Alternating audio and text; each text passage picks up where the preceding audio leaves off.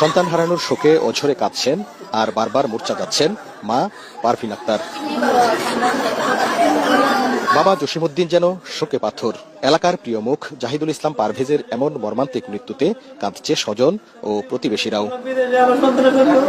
মৃত্যুর আগের রাতে মায়ের সাথে ভিডিও কলে শেষ কথা হয় পারভেজের।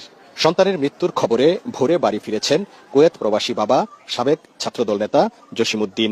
একমাত্র ছেলের এমন মৃত্যুর দৃষ্টান্তমূলক শাস্তির দাবি জানান তারা। আমার সহমায় আলাইতো, আমি বাচ্চা থেকে গেলাম, আমার সন্তান যদি না থাকে আমি বাচ্চা থেকে গেলাম।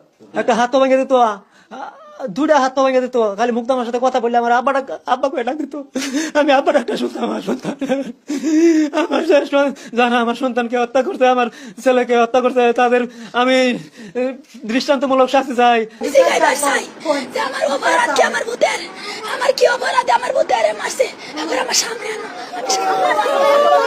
বাবা বিদেশে থাকায় নিজের